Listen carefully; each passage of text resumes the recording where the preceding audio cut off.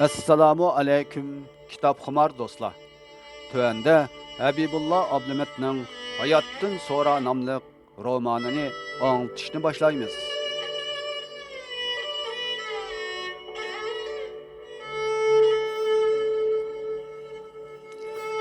3-bölüm. Avgust oyi kirish bilanla koronavirusi sababidan boshlangan qamal hamma kishini uyga solab qo'ydi. Odamlarning oyoq ovozi ko'chalardan yo'qoldi. Ishlar jimjitlikka cho'mdi. Dastlabda singlim etgan tomoqlardan uyimga akirib beratdi. Biroq mana 2 kundan buyon umi ko'rinmadi. Eshik oldiga oyoq tevishi yaqinlashmadi. Izdirigi uzilib qoldi.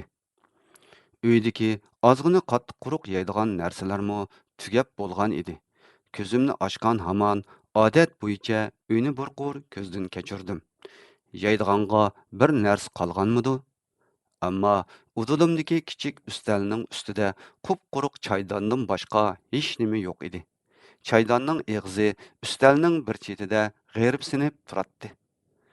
Ustida laylab usul o'ynayotgan to'z changlar bu jimjitlikning birdan-bir harakatidek ko'rinatdi.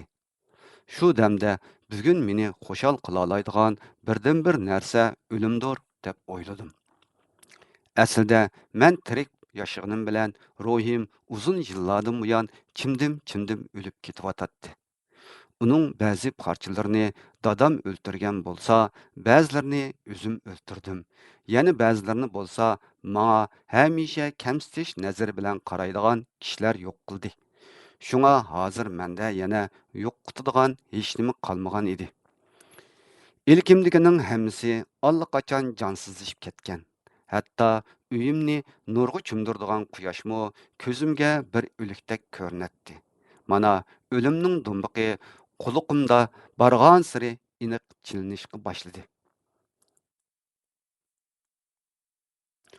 Odam bolasi uchun o'lishga bugünkidek muvofiq kun yana bo'larmi? Bundaq bir hayot rostilla yashashga arzimamdi.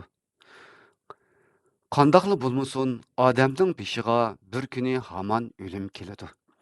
Ahvol mushundoq ekan, ati o'lish bilan bugun o'lishning nima farqi bor?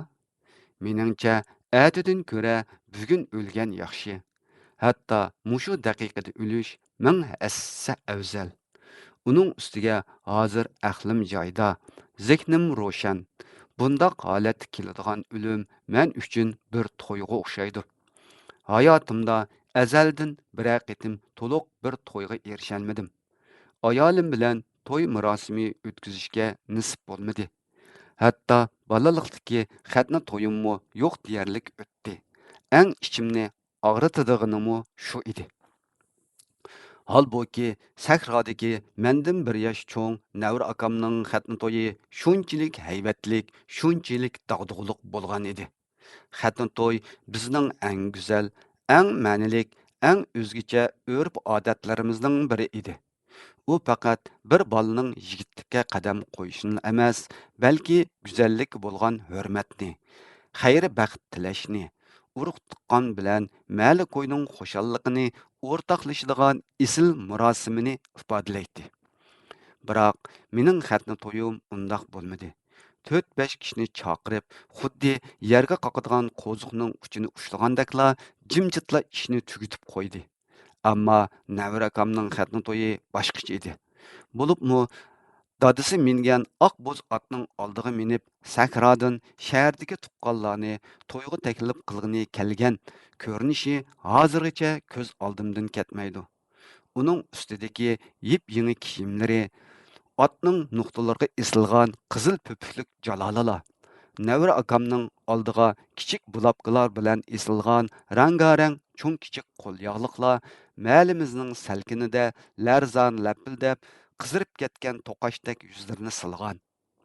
Ana shu manzarlarning hammasi bolalik ko'zimda cho'chakdek go'zal ko'ringan edi. Apammu uning maydisiga rishilya bilan bezalgan havorang qo'lyog'liqni kichik bulapka bilan qadab, "Muborak bo'lsin, bolam. Yigit bo'lishga qadam qo'yding" deb mangziga mehribonlik bilan so'ygan edi. Мәнмі шу чағда өз xətni toyumның şundaq bo'lishini arzu qilgan edim. Ammo undaq bo'lmadi. Atqı mindirish u yoqda tursin, bir tal to'xuni mus so'yolmay, hech kim bilmasdak jimjitlik o'tkazib. Әмді болса, мен өлім тойының шерін шәрбетini ішчіватымен. Anamның қосқыдың түшіп, bu dunyoga ko'z ochganda qandaq xushalliq yig'isini yig'lagan bo'lsam, bugunmi shundaq bir xushalliq bilan o'limni kutyapman. Chunki men uchun o'lish baxtsiz turmushdan qutulishning birdan bir yo'liga aylanib qoldi. Vaholanki, hasrat bilan yo'g'rilgan xushalliqda o'lish oxirida bundaq bir umrni nima uchun boshdan kechirdim degan, hatto hayotning o'zini savol ostiga qo'ydigan savolni qoldirdi. Tug'ilgandan keyin barliq mavjudot menga hayotning nurida ayon bo'lgan bo'lsa, men o'lgan shu damda ularning hammasi men uchun birla vaqtda yo'qoladi. Mening o'limim ana shu tirik mavjudotning men uchun o'lishining oldingi shartidir. Men ölsəm, mən üçün quyoshmi o'ladi, oymi o'ladi. Men dunyoga, butun dunyo qorong'ulikqa g'arq bo'ladi. Men uchun hayot deb atalgan hamma narsa o'z ma'nosini yo'qotadi. Shunga mening o'limim men uchun butun jahonni o'ltiradigan qudratli kuch. Ichimdagi barliq intiqomimni olalaydigan eng oxirgi qurolga o'xshaydi. Agar haqiqat mushundoq ekan, undaqda o'lish men uchun baxtdir. Uning ustiga o'lib tirilgan birmi odam yo'q. Oxiratdan qaytib kelgan biror tirikmi yo'q. O'liklarning qaytish yo'li döv-döv iskilitlar bilan to'salgandek, bu yo'lning qaytishi yo'q. Shunga bu razil dunyoga qaytib kelmaydiganligini o'ylasam, ichimdan ming buloq iqib chiqqandek bo'ladi. Əməliyyatda ölüm mən üçün burunlu yüz bergen bir hadise. Bu qitimqisi faqat jismimdala takrorlanadigan muqarrarlik xolos. Ruhim allaqachon bu dunyodan vidolaşgan. Faqat tug'ilishdilla kuchlik, bardoshliqliq yaratilgan badanimla hozirgacha chidab keldi. Balkim tabiat menga kuchlik immunit ato qilganligi uchundir. Shu mendan aytganda, men yana boshqalarga qaraganda azroq bo'lsa-mu ta'laylik inson bo'lsam kerak. 4-bölüm. Bədenimni bar kuchim bilan medirlatdim. O yenimdiki soyamga qardim. Uni menga agishib, sal larzon bo'lgandek ko'rindi. Biroq bir lahza o'tmay yana jimjit holatga qaytdi. Ikki qo'lim bilan ko'rpamga tirajab, o'rnimdan turishga urindim. Lekin badanim menga bo'ysunmadi. G'ayrat qilib orqamga azroq surildim. Afsus, buningdan ortiq surilishimga imkon bo'lmadi. Karvatning bosh tarafi meni to'sdi. Bu hayotda meni texi cheklamagan narsa mushu yog'och karvatning beshili qolgan edi. Endi umi meni chekladi. Mushu cheklik harakatlar orqali soyamga tirik ekanligimni bildirmoqchi bo'ldim. U menga ergishib harakat qildi. U harakat qilsa, men tirik, u jim tursa, men o'lik. Shundoqla ruhiy bayon yurgizalisam, men texi tirikman. Agar bunimi qilolmasam, mening uchun o'lim boshlangan bo'ladi. Shuning uchun o'lguchi bo'lgan orliqda soyamga qarab, ichimdagini to'kib bilishim, soyam yo'qolguncha aytolmagan so'zlarimni aytib bo'lishim kerak. Mubodo soyam mendan burun quyosh bilan birga g'oyib bo'lib, men yanala tirik qolsam, u holda ruhiy bayonlarimni yana davomlashtirishimga to'g'ri keladi. Ruhiy bayonning o'zida qattiq mantiqi bo'lmaydi. Shundoqdimi mantiqidan butunlay yiroqlab ketmaslikka tirishishim kerak. Chunki bu mening eng oxirgi fursatim. Deraza tarafga qardim. Quyosh nuri derazaning ostiga inchik siziqchalardek suzilib tushyotdi. Quyosh tehi tirik edi. Men uchun deraza dunyoga ochilgan birdan bir ko'znak edi. Men deraza yonida turgandila yo'lga, odamlarga xotirjam qaraya olaydim. Mayli u uydagi deraza bo'lsin, mayli avtobusning yoki poyezdning derazasi bo'lsin. Men shu yerda turibla sirtdagi dunyoga nazar sola olaydim. xotirjam xiyol suralaytdim. Shunga deriza men uchun dunyoga ochilgan yagona yo'l edi. Bir derizaga, bir soyga qarab, havoning shunchalik ochiq ekanligini ro'shan ravishda tasavvur qilib yetdim. Bu faslda meyvelar pishib, shoxlari mayga to'latdi. O'rmalar o'rilib, xamonlar tepilib, hamma yer mo'lchilikqa pitatdi.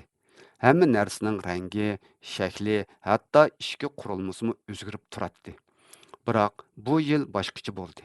Hamma odam och, hamma yer qamalda, ko'chalar bo'sh, dunyo o'likdek jimjit, mana shundoq. Ko'chada na itlarning havshigan ovozi bor, na mushuklarning miyovlagan sadosi, na ot tuyoqlarining dubiri, na mis qo'ng'iroqlarning jiringlashi, na avtomobil motorlarining g'o'ng'ildishi anindi. Bu to'rt tomning ichi bo'lsa, manga odamning nafsini kesadigan bir tovutdek qorong'u ko'rinadi. Balkim bu ochliqdan bo'lishi kerak. Men onamning ishini ichib, kirishni shunchalik orzu qilyapman. Sirtdan eshikni chekkandan keyin qandoq ahvoling bolam deb hol so'rashini, qo'lidagi tomoqni ustalga qo'yib, qani endi yetavermay, o'rningdan tur, tomog'ingni issiqida yavol deyishni bakmi orzu qilyapman. Balkim bu onamdan kutgan eng oxirgi orzuyimdir. Bu ochliqdan engimda paydo bo'lgan xom xiyolmi bo'lishi mumkin. Yoki g'eribligimdan, onamni bak sevganligimdan, yoshirin engimdan urg'ib chiqqan tabiiy bir intilish bo'lishimi mumkin. Ammo 2 kundan buyon men orzu qilgan bundoq bir ovozni anglamadim. Onamning ovozini anglash asla mumkin emasligini bilaman. Lekin hech bo'lmaganda menga tamoq akirib berayotgan singlimning ovozini anglayolmayotganligim ochliqdanmi ig'ir bir xo'rliq. Bugungi roman anlatışımız muşu yerde ahırlaştı. Xeyr xoş, kelar ketim görüşüşke aman bulunlar.